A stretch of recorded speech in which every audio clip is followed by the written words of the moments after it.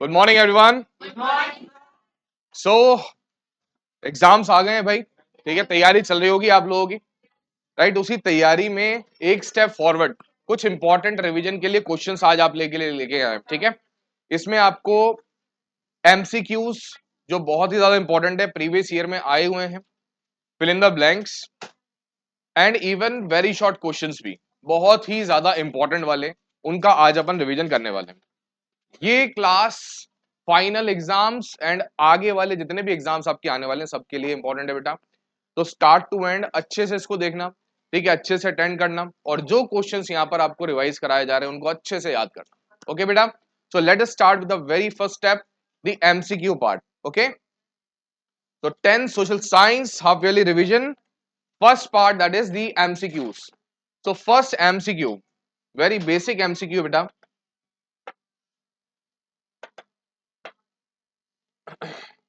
It says which type of soil develops in areas with high rainfall and high temperature। देखो बेटा, MCQs अपने exams में 18 marks के आते हैं, 18 मार्क्स के एमसीक्यूज आउट ऑफ 80, तो काफी अच्छा वेटेज है इसका। अगर हम इसमें कमांड रखते हैं तो 18 आउट ऑफ 80 हमारे सिर्फ और सिर्फ एमसीक्यू से आ सकते हैं, right. Which type of soil develops in areas with high rainfall and high temperature. कौन सी ऐसी सॉइल है जो ऐसे एरियाज में पाई जाती है जहां पर ज्यादा रेनफॉल हो, साथ ही साथ ज्यादा टेम्परेचर भी होता है। तो कौन सी होती है बेटा, anybody? That's the laterite soil. Which soil is it? Laterite soil, ठीक है बेटा। Next it is the main reason for depletion of forest cover in India is. India में फॉरेस्ट कवर जितना एवरेज होना चाहिए उससे कहीं गुना कम है, आप जानते हैं सबके बारे में भाई। जो वर्ल्ड का एवरेज माना जाता है that should be 1/3 of the total land surface area, लेकिन इंडिया का काफी कम है। तो इंडिया का जो फॉरेस्ट कवर कम है उसका मेन रीजन क्या है? क्या वो रीजन नेचुरल डिजास्टर्स हैं, ओवर ग्रेजिंग है, माइनिंग एंड इंडस्ट्रियल एक्टिविटीज हैं, या टूरिज्म है? तो डेफिनेट सी बात है बेटा, माइनिंग एंड इंडस्ट्रियल एक्टिविटीज बहुत ज्यादा है इंडिया में, इसी वजह से इंडिया का फॉरेस्ट कवर धीरे धीरे करके डिप्लीट होता जा रहा है।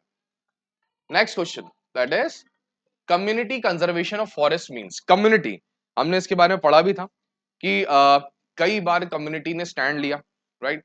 भैरव देव डाक ऑफ सेंचुरी के बारे में अपन ने पढ़ा था, राइट। इवन चिपको मूवमेंट के बारे में पढ़ा था अपन ने। तो ये सब क्या होता है, जब कम्युनिटी आगे आकर के फॉरेस्ट को और नेचुरल रिसोर्सेज को कंजर्व करने के बारे में बात करते हैं, राइट। तो कहते हैं कम्युनिटी कंजर्वेशन का मतलब क्या है? Does it mean conservation only by government laws? No. active involvement of local communities in protecting forest and wildlife, is it so? yes, definite सी बात है, तो बिल्कुल बी करेक्ट ऑप्शन हमारा होगा। फिर भी हम सी और डी को एक बार रीड करेंगे, although B is correct but C और डी को भी पढ़ते हैं। Ban on human entry into forest, is it so? No बेटा। Then use of only foreign technology, not at all, right. तो B option will be the correct one. Here we have the fourth one, the Chipko movement, which is associated with। Chipko movement किससे associate करता है? Very good, that is the forest conservation. Next it is which is a major cause of water scarcity in India.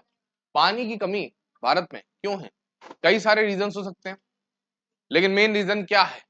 Unequal distribution and over use of water resources, abundance of rainfall throughout the year, खूब सारी rainfall होती है हमारे यहाँ पे, नहीं। Okay, lack of dams and rivers, या excess supply of ground water. क्या आंसर होगा? डेफिनेट सी बात है कि सबसे पहली बात, कुछ एरियाज ऐसे जहां पर पानी की अवेलेबिलिटी बहुत ज्यादा है, कईयों पर कम भी है, जैसे जैसलमेर है पानी बहुत कम, चेरापूंजी है पानी की अवेलेबिलिटी बहुत ज्यादा है, राइट। तो ऐसी जगहें भी हैं जहां पर पानी की अवेलेबिलिटी ज्यादा है, ऐसी भी हैं जहां पर कम है। That means unequal distribution of water resources है पहली चीज। और जहां पर अवेलेबिलिटी है वहां तो अच्छी है, लेकिन नहीं है वहां पर बहुत ज्यादा स्कैर्सिटी देखने को मिलती है। Okay, next it is which animal is an endemic species of India. इनमें से कौन सी स्पीशीज एंडेमिक स्पीशीज है? एंडेमिक का मतलब क्या होता है बेटा? पर्टिकुलर एरिया में जो मिलती है, that is the endemic, is it सो? क्या वो टाइगर है? क्या वो एशियाटिक लॉइन है, क्या वो अफ्रीकन एलिफेंट है, या फिर वो कैंगरू है? Which is the one? Definite सी बात है, that is the Asiatic lion, right? Next it is rain water harvesting is important because, भैया रेन वाटर को बचा के रखना, हार्वेस्ट करके रखना क्यों इंपॉर्टेंट है बताइए? Which could be the correct option? Reduces the need for electricity, is it so? Help recharge groundwater, कि हमारा ग्राउंड वाटर इससे रिचार्ज होता है, and ensure sustainable use of water, increases water wastage. No, so B will be the correct option. Then we have next question. The main source of water for irrigation in Punjab is, Punjab में क्या है, किसकी वजह से water जो है वो irrigation किया जाता है? So correct option क्या रहेगा बेटा इसका? That is the canals, right? So next is the cropping pattern in India mainly depends on, India में जो क्रॉपिंग पैटर्न है वो किस चीज पर डिपेंडेंट है mainly?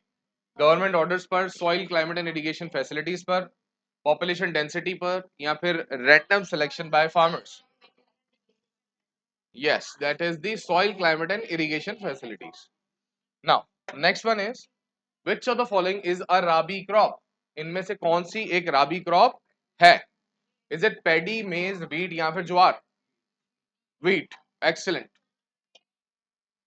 So question number 11, non conventional source of energy include, क्या होता है नॉन कन्वेंशनल? कन्वेंशनल मतलब जो पहले से चले आ रहे हैं उनको हम यूज कर रहे हैं, ठीक है, उन्हें तो हमने कन्वेंशनल बोल दिया. व्हाट आर नॉन कन्वेंशनल, जो अभी हमें फ्रेशली मिले हैं या फिर हम इनका ज्यादा यूजेस नहीं करते हैं, राइट? तो उसमें क्या क्या चीजें आ सकती हैं? Coal, petroleum, solar, wind and geothermal, iron, या फिर hydro electricity power only? Solar, wind and, very good, correct option is this only. Okay, which crop is known as the golden fibre? ये क्वेश्चन कई बार आया हुआ है बेटा exam में, तो करेक्ट ऑप्शन क्या होगा? Jute, excellent, correct option will B jute. Next question, soil erosion and land degradation are major problems because they, soil erosion and land degradation, ये क्यों इंपॉर्टेंट, ये क्यों मेजर प्रॉब्लम्स हैं? तो भैया क्या इससे सॉइल की फर्टिलिटी बढ़ती है, reduce land productivity and affect agriculture, occur only in cities, ऐसा है, या फिर have no environmental impact? Definite सी बात है, excellent, the B option will be the correct one. Now the next part, India, India ranks first in the production of which crop? Wheat, pulses, rice or cotton?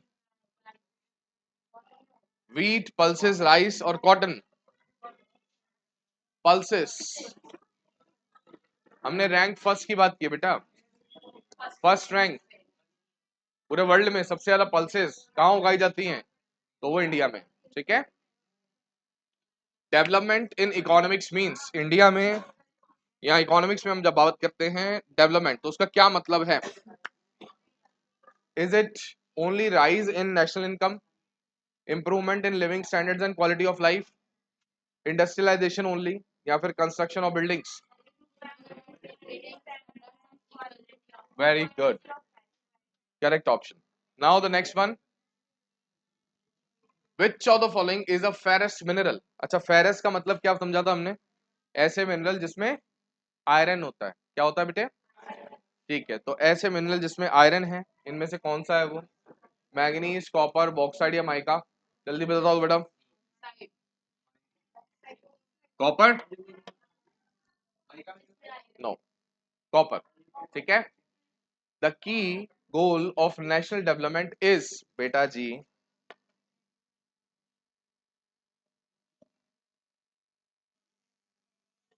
The key goal of national development is, क्या होता है national development का key goal? Rapid urbanisation, reduction of poverty and inequality, over use of natural resource? देखो ये तो हो ही नहीं सकता, रैपिड अर्बनाइजेशन नहीं, increase in imports no, reduction of poverty and inequality.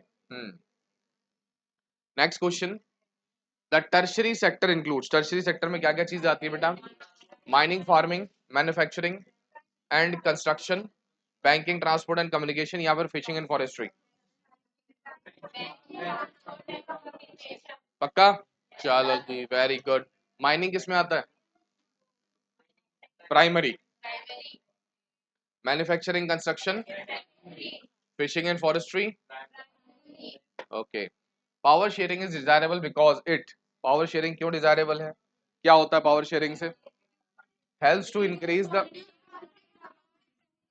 Very good very good, B will be the correct option. Next part, in Belgium the constitution was amended between, हमने सीखा था कि भैया 4 बार कॉन्स्टिट्यूशन का amendment किया गया था।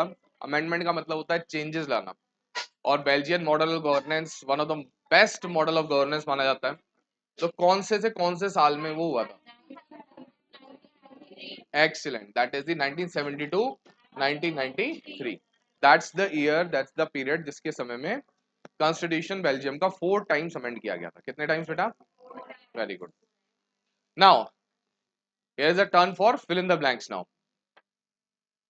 सो बेटा कुछ फिल इन द ब्लैंक्स हैं, ये भी आपके प्रीवियस ईयर क्वेश्चन पेपर से ही हैं, ठीक है।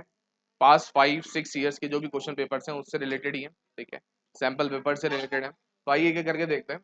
The third tier of government in India is known as, third tier, क्या वो लोकल है या फिर सेंट्रल है? पहले क्या third tier of government India में हुआ करता था? नहीं, बाद में इंट्रोड्यूस किया गया था। जैसे ही हमने देखा कि sir India is a vast country, बहुत बड़ा कंट्री, कई सारे इसमें विलेजेस भी हैं, कई सारे सिटीज हैं, स्टेट्स हैं, तो सिर्फ और सिर्फ यूनिटरी एंड स्टेट गवर्नमेंट से काम नहीं चलने वाला। Then we have introduce the local government, और फिर इसको और ज़्यादा एम्पावर किया गया after a certain time, right. So इनमें से कौन सा करेक्ट ऑप्शन होगा अपना? Local government, right. Now the next one is reserved forest are the most protected dash protected forest, permanently या temporary? Permanently. Then we have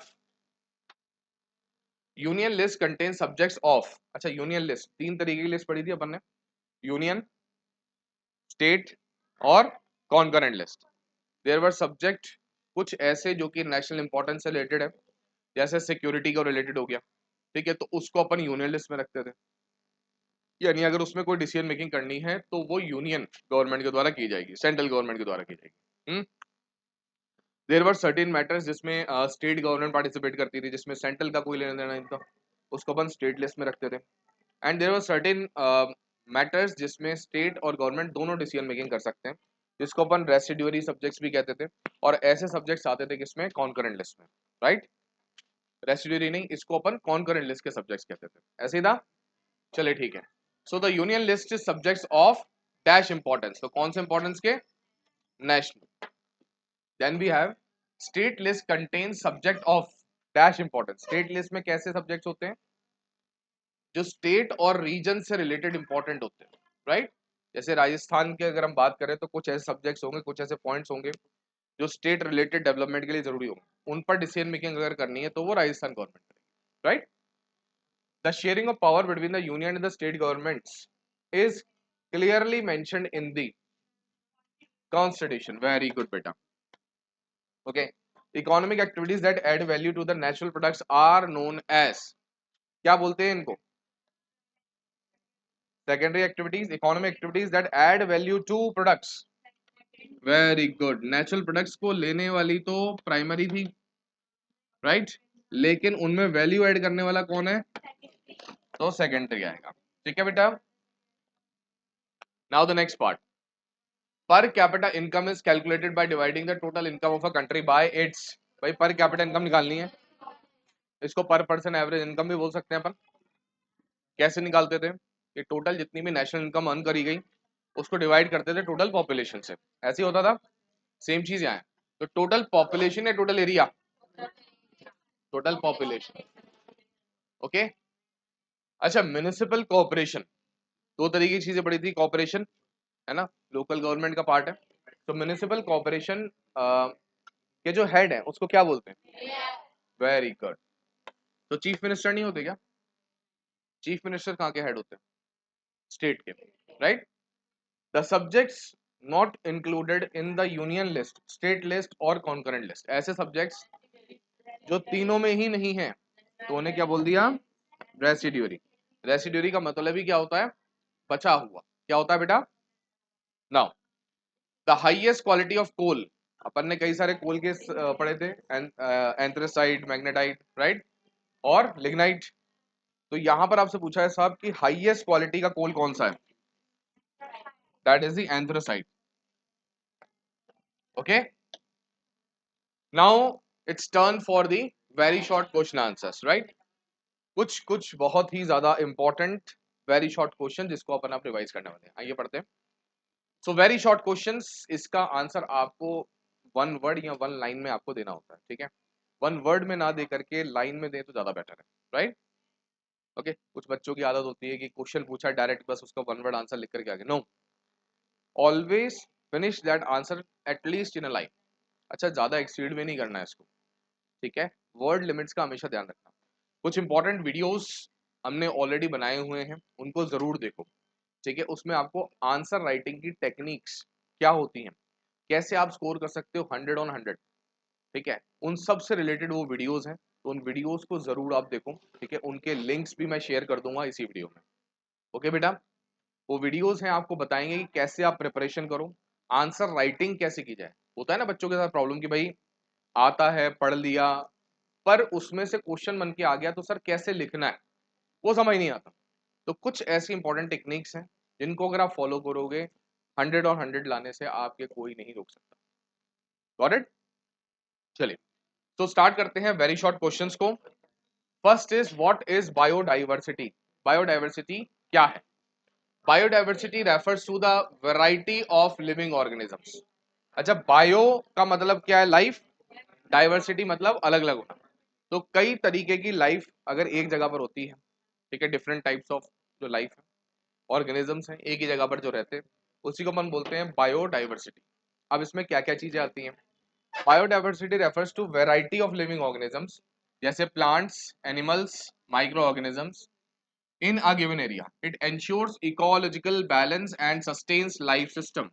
कभी कभी लगता है ना कि यार ये छोटे मोटे कीड़े या फिर कुछ इंसेक्ट्स ये क्या मायने रखते हैं, ये सब हमारे लिए इकोलॉजिकल बैलेंस को मेंटेन रखते हैं, है ना बेटा।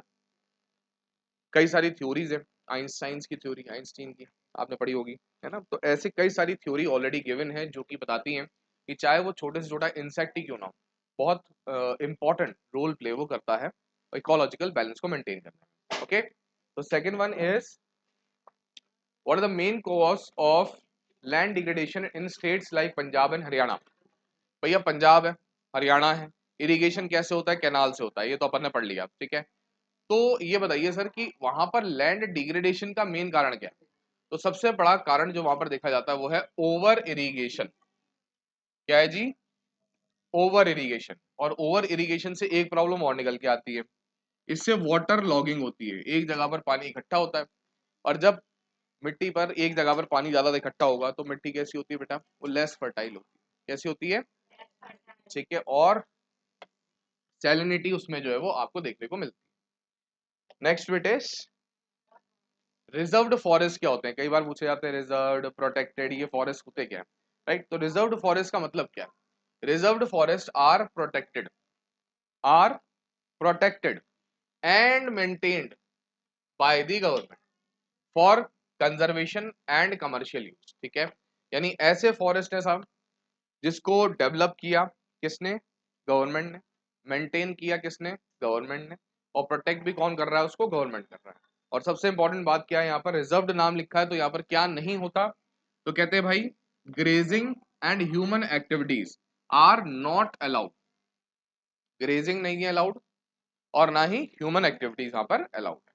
Okay, next it is name any one measure taken by government to protect forest and wildlife in India.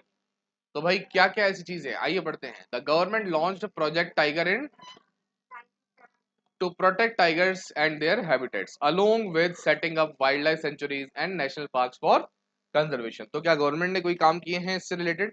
हाँ जी, कई सारे प्रोजेक्ट्स गवर्नमेंट ने लॉन्च किए हैं, साथ ही साथ नेशनल पार्क्स बायोडाइवर्सिटी के लिए कंजर्व करने के लिए जो है वो बनाए हैं, वाइल्ड लाइफ सेंचुरीज बनाए हैं। और ऐसे ही प्रोजेक्ट टाइगर एक लॉन्च किया गया था 1973 में। इसका ईयर इंपॉर्टेंट है बेटा, इसको याद रखना, ठीक है, याद रहेगा। Now next it is question number 5, what is Chipko movement? Chipko movement याद है? ओके, तो चिपको मूवमेंट क्या है, कब हुआ, कहां हुआ, वो सब के बारे में आपसे पूछ रहा है। कहते हैं जी Chipko movement began in 1970s in Uttarakhand, in Uttarakhand, to stop tree cutting. Villages, especially women, hugged trees to protect them from being felled. तो जैसे ही कॉन्ट्रैक्टर ने कोशिश की थी पेड़ों को काटने की, तो जो विलेज की वुमेन थे वो जाकर के ट्री को हग करते हैं कि भैया इसको आप नहीं काट सकते। इसलिए इसका नाम ही क्या रख दिया गया? चिपको मूवमेंट। क्या नाम रखा बेटा? कौन से ईयर से? 1970 से। कहां पर है? ठीक है जी। What is meant by sustainable development? तो सस्टेनेबल डेवलपमेंट का सही मतलब क्या है, आइए देखते हैं। Sustainable development means using natural resources wisely. ठीक है, कि भाई हम क्या कर रहे हैं, जो भी नेचुरल रिसोर्सेज है उसको हम कैसे यूज कर रहे हैं? वाइजली यूज कर रहे हैं। क्या हम यूज नहीं कर रहे हैं? नहीं, यूज करना है बट वाइजली यूज करना है, खराब नहीं करना है। Without compromising the ability of future generation to meet their own needs. अब ऐसा नहीं है कि जी पेट्रोल बचा के रखना है तो हम आज यूज करना ही बंद कर दें। That is not sustainable development. Sustainable development का मतलब है कि जो रिसोर्सेज आप यूज कर रहे हो उसको इंटेलिजेंटली करो। कई बार हम देखते हैं कि भाई सिंगल पर्सन है तब भी वो फोर व्हीलर यूज करते हैं, राइट? अवॉइड करें इसको, क्योंकि पब्लिक ट्रांसपोर्ट्स अवेलेबल हैं, उनको हम यूज कर सकते हैं। बाइसिकल्स अवेलेबल हैं, इलेक्ट्रॉनिक व्हीकल्स आज की डेट में बहुत ज़्यादा है, तो इनको प्रमोट करेंगे तो हमारे जो नेचुरल रिसोर्सेज हैं जो डिप्लीट होते जा रहे हैं वो बचे रहेंगे, कंजर्व्ड रहेंगे for future generation, right? Okay, now the next part, give to examples of multipurpose projects in India. अच्छा, मल्टीपर्पज प्रोजेक्ट्स के कुछ एग्जांपल्स। मल्टीपर्पज प्रोजेक्ट होते क्या है? डैम्स तो होते ही हैं, लेकिन डैम्स के कई सारे यूजेस भी किए जाते हैं, जैसे इलेक्ट्रिसिटी जनरेशन किया जाता है ना? तो आइए देखते हैं। तो the Bhakra Nangal project on the Sutlej river, ठीक है, ये मैप मार्किंग के लिए भी इंपॉर्टेंट है। इसमें से मैंने बताया था कि मैप मार्किंग भी आती है, right? And Hirakud dam on the Mahanadi river are examples, both provide irrigation and electricity generation. ठीक है, इससे क्या होता है? इरिगेशन भी प्रोवाइड होती है और साथ साथ इलेक्ट्रिसिटी भी जनरेट की जाती है। ठीक है जी, कहां कहां पर एग्जाम्पल लिख रहे हैं अपन?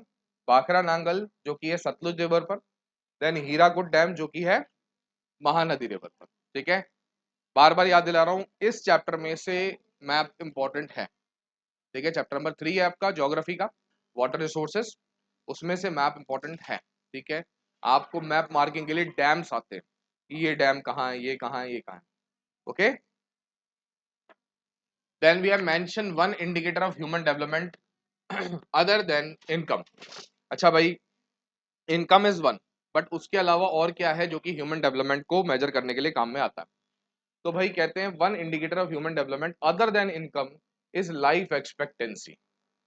On an average present health conditions को लेकर के, प्रेजेंट हेल्थ सर्विसेज को देखते हुए एक पर्सन कितना ईयर्स तक सरवाइव कर सकता है, इसे कहते हैं लाइफ एक्सपेक्टेंसी। किसी भी कंट्री की परफॉर्मेंस को ऐसे भी मेजर किया जा सकता है। ह्यूमन डेवलपमेंट इंडेक्स का एक पार्ट ये भी है। Okay, which shows average number of years a person is expected to live, कि एक पर्सन कितने साल तक जिंदा रह सकता है प्रेजेंट हेल्थ सर्विसेज को देख करके। Okay, now the next part which is the green revolution. क्या है?